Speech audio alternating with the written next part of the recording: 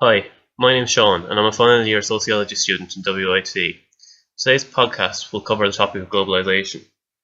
The topic today will be in relation to catfishing and online deception. I'll be joined by my classmate, Shane.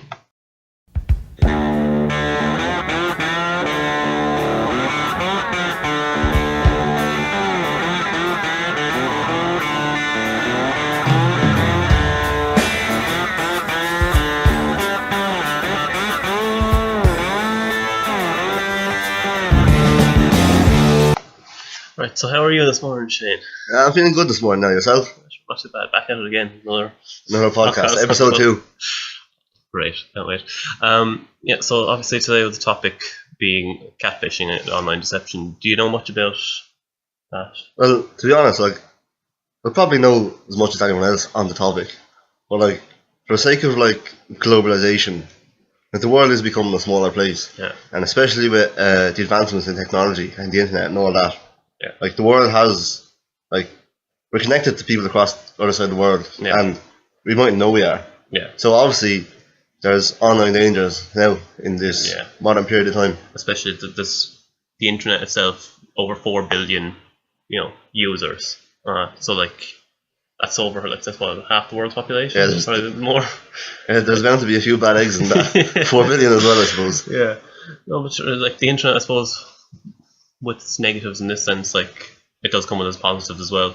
There's information at the touch of a finger. There's an unlimited amount of information pretty much on Google.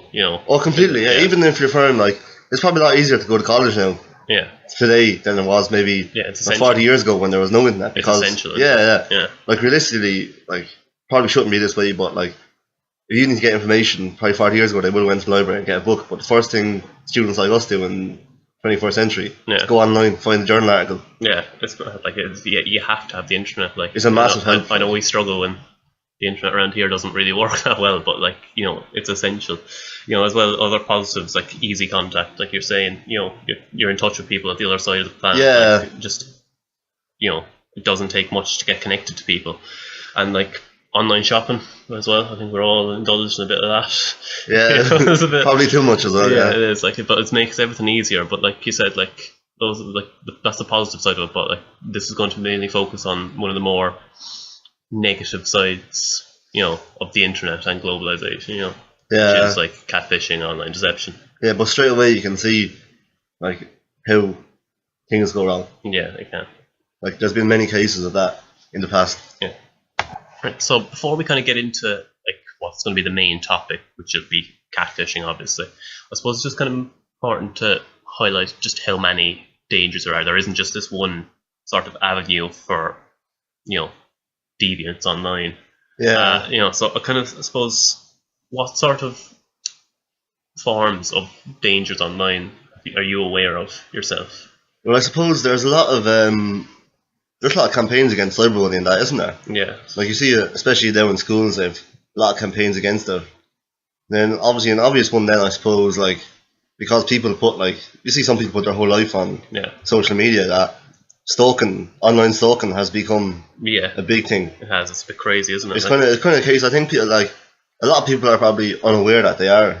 Yeah. End up actually stalking people. And it's prone to hacking as well. I think that's there's these pitfalls on certain websites. You are the 100th visitor or whatever it is. You win an iPhone. You never win an iPhone. No, it's not a thing.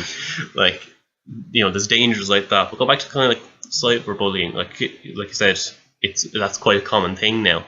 It's I think it was the iSafe Foundation did a research report or whatever you want to call it, and it said half of all teens are bullied online at some stage. It's crazy. And cyber stalking as well. It's become an actual official crime. I think it was 2012. It was. So especially with the amount of information that's put online, with globalization and everyone becoming interconnected, you can find people anywhere at any time, sort of thing, and you can get information about their lives, where they're from, that sort of stuff, where they work, everything, all stuff and like you can use that to your advantage, sort of thing, if you want to. So I think it's important just to highlight those as real dangers with online, and as a result of globalization, with the internet. Right. So moving on, sort of to the main topic, obviously, catfishing itself. Do you know what catfishing is? Like, in terms of, do you have a definition? From what I understand, catfishing is pretending to be someone else online, but like your whole image, your whole online persona is like a fake persona, and then you're tricking someone else into thinking that you're tricking someone else into thinking that you are this fake persona. Yeah. That they're unaware of. It's long and short, but that's it. Yeah. It's like, like we were saying earlier, there's so much information available in that. There's so many pictures. If you go onto an Instagram, you could go onto somebody's Instagram who's from like America, and you could be from, for example, like China or something. I don't know. Yeah. And you can pretend, you can take their pictures. It's so easy. You can screenshot it. You can just save it. You download it onto yours, and you can make a whole persona based around this other person. So I was looking at, I think, in Facebook's, one of their reports last year, I think for the third quarter, it was revealed that 2 to 3% of their 2 billion accounts are fake profiles. Yeah, we've all had those. Yeah, those friend requests from Packaloo and all those fellas. Yeah, 0 mutual friends, just in the middle of nowhere. You've never heard of them. You've never seen that's them. it. So that's basically the long and the short of it. It's quite common, and right now I'm going to show a clip, or I'm going to play a clip from a man who will know a lot about this sort of stuff. It's Dr. Phil. I will, and you would think that people that look at this say, how can you be so gullible? Love is blind, and these people target folks that are lonely. They've had a loss in their life, so they're very vulnerable, and they find them on these sites. They target them and study them and start telling them what they need to hear. They're very good at doing that. And that's what happened here. And this man was very sophisticated. He was in his 50s. He was a businessman, home builder, and she suckered him out of $211,000. My God. And I've dealt with him over $1 million. And he came to make it clear that she was real and she was going to be there and they were going to get married. What they do is they find some pictures on the internet, they steal them, build a story around them, and pretend to be that person. Right, so obviously there, Dr. Phil, everyone knows about him, talking about a case that he had to, he witnessed on his show of a person stealing somebody else's identity, for fraudulent reasons, getting money out of somebody. So what do you think about that? Well, obviously it's even more advanced now. Like, you're not getting an email from some Nigerian prince saying, "Give me your bank details." They're like properly going out. Like, it's identity theft as well, isn't it? Yeah. You're taking someone else's identity and convincing the other person you're this person. In many cases, there's 2 victims here. There's one that's being lied to, and there's the other that's having their own identity or their own reputation dragged through the mud because somebody thinks that they're something they're not. Someone thinks they have developed a relationship with someone, but it's not the case. Yeah, it's not the case. Like, it's a bit. It's kind of scary when you think about it. Like, who could be using your sort of pictures and your pretending to be you online. Like, it's kind of you won't, like, chances are you won't find out about it. Yeah, it's kind of crazy. But that goes back to that age-old thing where don't talk to strangers. Yeah. So Sean, in your opinion, how do you see people's reason behind acting as a catfish? I think it depends on different people, different circumstances, have different reasons for it. I think a big one that's been seen, like Dr. Phil was just talking about it, financial gain. People for whatever reason have tended to go online, pretend to be someone else just to get money out of people. Dr. Phil said it was $200,000. They managed to get out of this person, because they fall in love or whatever reason, and they just send on the money. Like, there's another story I found, which is ISIS were trying to convince 3 Chechen women to join their group, and they sent them across $2,000 to $3,000, just to get them across. And what the girls did was just deleted their accounts straight afterwards after they got the money. They've been done for fraud since, as far as I'm aware. I'm not quite sure what way the trial went because the reports I found just covering the story. But you know, there is that side of it. I suppose there's probably many like local cases of that as well. Like that's just an example, but like that's a broad. That's kind of brings back in the globalization. Yeah, it does. You know, like you have like other side of the world. Like. Yeah, they're in like a little place. What is it? It's like a colony of Russia or something. Like Chechnya or something. I'm not quite sure where it is, but you know, they're getting sent that money from Syria to try and get them across. Like, you know, it's another example of how globalization has an effect on it.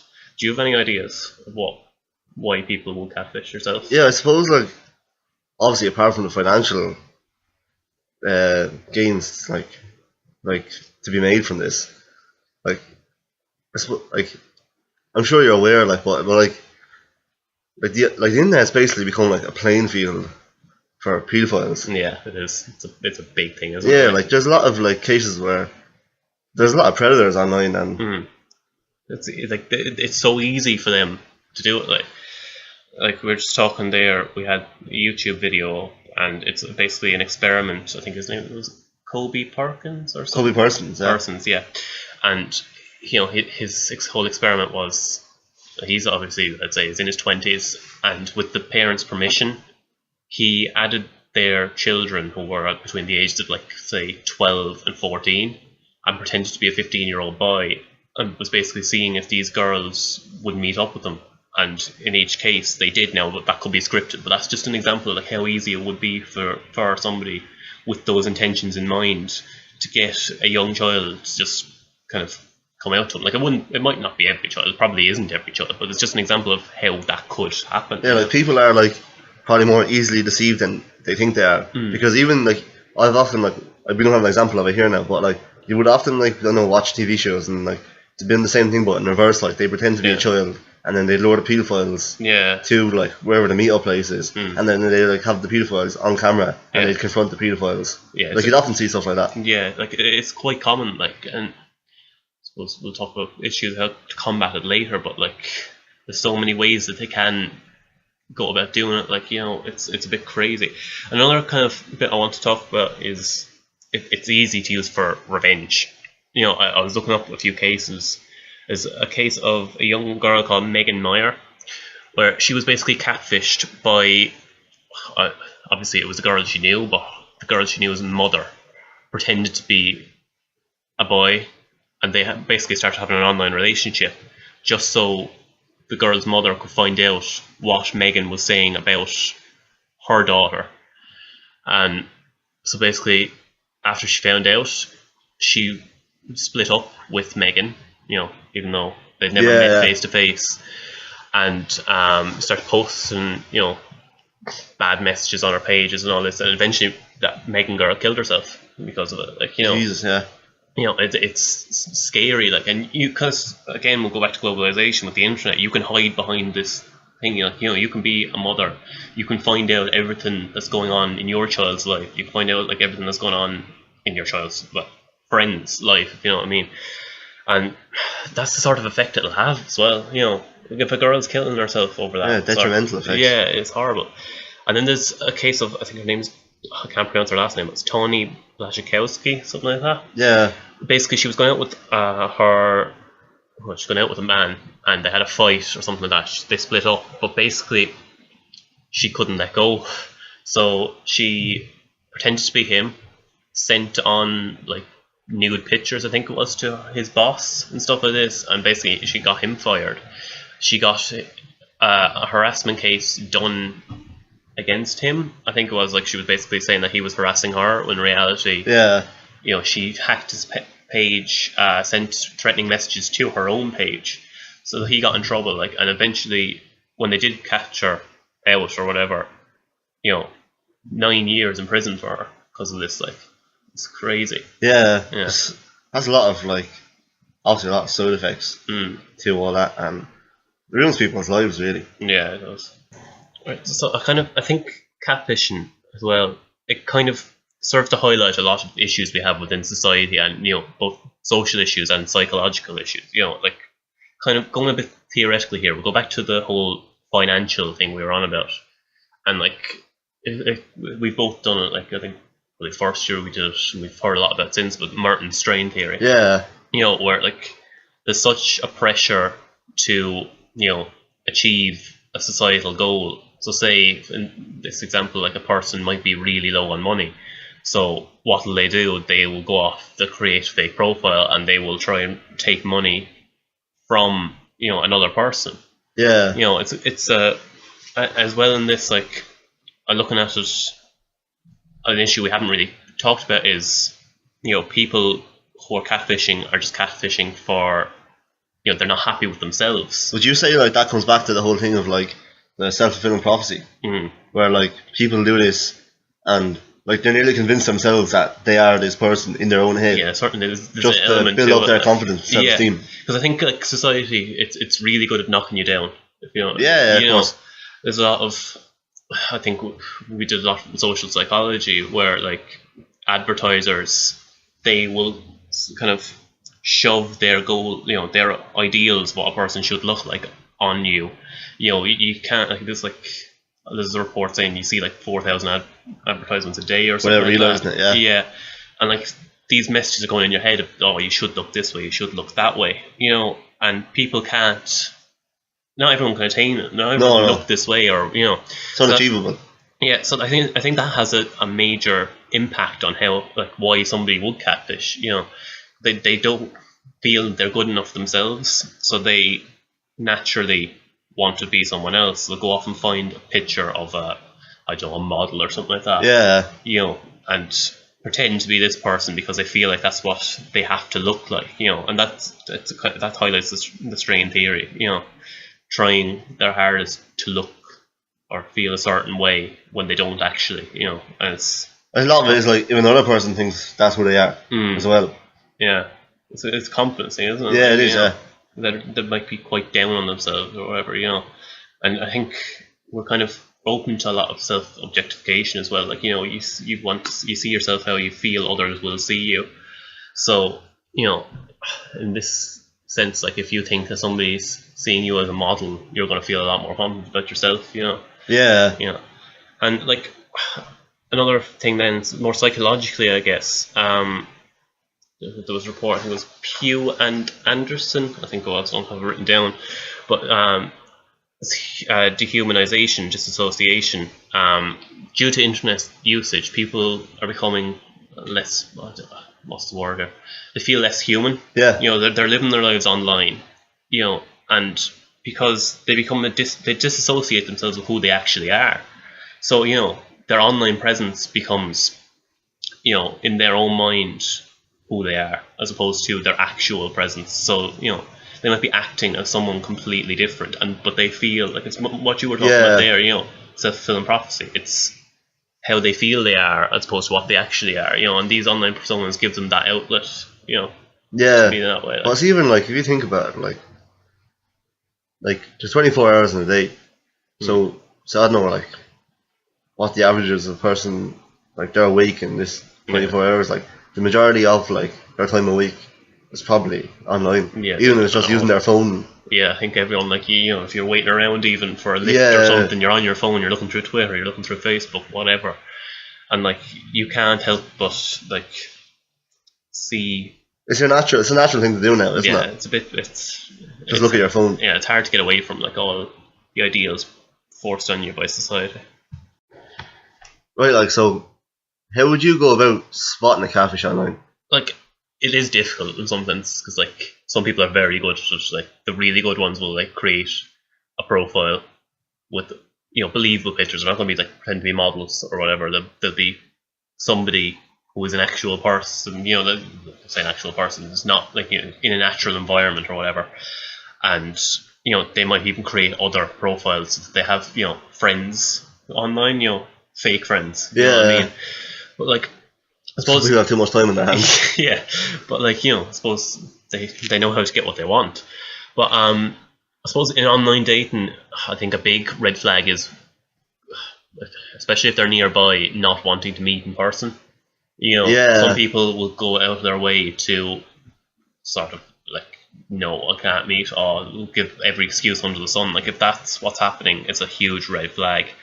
You know, like we were saying on Facebook, I suppose if they have very few friends, and if they're adding you and they've no mutual friends, like, that's, avoid that would be a thing. It comes to your head straight away. That's a bit strange. It is, and especially when they're not tagged. And, the way you can tag people on friendly. We've all seen it though. It might be like literally 2 or 3 pictures and that'd be it. Yeah, like there'd be no activity on the page either. Another thing is glamorous professions. So they pretend like they're a model, or quite often like you see, oh, it's too good to be true. Quite often it is. They're talking about like they're trying to meet an ideal of what they feel like they need to be. Like if they're a model, the chances are they're not a model. They're not a model, no. So you have to be kind of very careful around these people. But I think like a lot of the time you can kind of spot it, but there are some people who are very, very good. Depends how good it is. Yeah. Like how would you go about like combating the issue? Like just like putting a big safety wall towards it. Like I think it's a complex issue, because I think the way I was looking at it, there's 2 points of view you kind of have to look at it. Like first, I think I'll go towards the one where people might not think about it. It's the catfish's point of view. So like we were talking about there, this idea of I'll bring it back to globalization. The internet creates will I say a toxic environment, sometimes in regards to like how you should look. So I think we have to try and create a more sort of friendly, accepting environment in society. But I'm not sure how realistic that is, to be honest with you. Because like we were saying about advertisers, you're exposed to 4,000 adverts a day. Advertisers will not stop advertising their own ideals, because that's what sells their products ultimately. Like without bringing in the whole like left wing, right wing kind of side of politics into it, but a lot of it is like due to capitalism.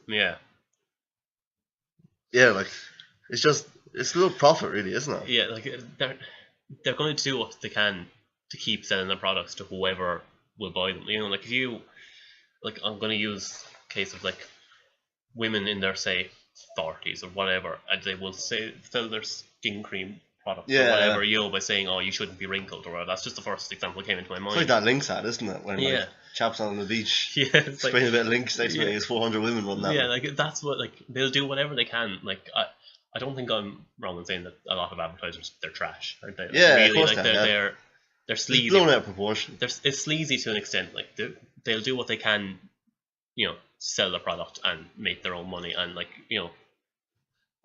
fair play to them in some extent. But like there are, like, I'm not sure how feasible it is to get rid of that. So their goal is ultimately to make their product feel essential and sell it, based on their ideals. So then that kind of brings me on to the other point of view, which is how to avoid these situations, from the victim side of view or whatever. I think internet safety, I'm not sure how much it's kind of crammed into us, especially in schools. I think it needs to be emphasized more. It needs to be more precise. There's a lot of it out there, but it's all scattered all over the place, isn't it? It is, and there's not, like, in school, did you have any internet safety classes, really? No, not really, no. No, I think that's a big thing. Like, there was a report, I can't remember who it was from, I have it on my essay. There's, I think more children between the ages of 0 and 8 using the internet than ever before, and it's on the rise. With more people using the internet. I think a lot of that with us though is like we were the first we were the generation really to have the internet. Like, to the extent that we have, certainly. I can remember like using dial-up connection and all that, but like we were the last generation to use dial-up connection. Yeah, so like it has to be emphasized more, like, especially because a lot of young kids, they're gullible. They don't quite know what's out there. Like that video we were talking about earlier with Kobe Parsons. Like the kids will fall for these things. I think it has to be emphasized in schools more about how it works. And on the flip side of that, the elderly, the ones that were around before the internet was ever a thing. They haven't had the same. Like, I think we are probably the most well prepared generation in terms of, like, we've grown up with it, where the elderly are completely new to it as well. Yeah, so the elderly, like, how do you go about? Because not every elderly person. I know my grandmother will refuse to use the internet. She just won't, like. But so how do you go about? I suppose not even the elderly, even people like who wouldn't be middle aged, like who wouldn't even be used to the internet and might get like a laptop for the first time. Yeah, so I suppose there needs to be a way, I suppose. Well, you see it on, I don't know, you see it on Facebook. Like, you won't have like an uncle or an auntie on like Facebook, and like they're continuously like sharing these like I don't know, these absolute spam messages on Facebook. Yeah, and like they're they need to be taught. Otherwise, like, because they see it in like on something like a computer, like it comes to them, oh, this is definitely true. Yeah, finally, kind of finish up with that. Then I suppose, like, Facebook with privacy settings. I think people think that it's like there's a lot of privacy settings. You think that you're safe from that. Like, I was looking at, just because I think in 2013 or 2012, Facebook introduced a bunch of new privacy settings, and the amount of information they were given to complete strangers reduced dramatically. But on the flip side of that, they were giving more to their own friends. That was still going to third-party apps, to Facebook itself, and to advertisers. They can still see this sort of thing. Yeah. And with, you were talking about earlier, hacking, it's risen year by year. There's more people that are capable of it. So, even the information you think is the most safe, it's still not completely safe. Like, you still have you're at serious risk with regards to it. Like, so, how to combat it, it's complex, and it might not be feasible in a lot of cases. Like, there's ways of helping the matter, certainly, but getting rid of it, I can't see it happening. It's like anything though, like it has to be a certain level where like people raise awareness. Yeah. It's raising awareness is a big thing, isn't it? It is, yeah, but then I suppose there's a lot of people that won't listen to that sort of thing. Yeah. Like, how many smoking ads do you put out there and people still smoke, Yeah. Like, so I don't know, it's a difficult one to see how to combat it, but I don't know, I think there will always be people that will go down this line with catfishing, especially, and hacking and all these internet hazards, and stopping them. It's incredibly difficult. Yeah, I think though. Do you think like after a certain period of time, I don't know, like say maybe about 20 years time, that like everyone will be so used to all this stuff, they'll see like there'll be more cases that'll come out. That might be the case, and then people just cop on a bit more. I suppose it might be, but like I suppose that, and you don't know how people are going to react. You don't know how things are going to develop. How things change, I suppose. In 20 years, like the whole face of the internet could be completely different. So that's true. It's impossible to tell at the minute, but I think there has to be work done towards creating a safer or friendly environment. So anyway, thank you for joining me today. Oh, no problem at all. Enjoy yourself. I enjoyed it. Yeah, learned a lot about like online hazards. Yeah, and hopefully don't get caught by any catfish. Oh yeah, hopefully not.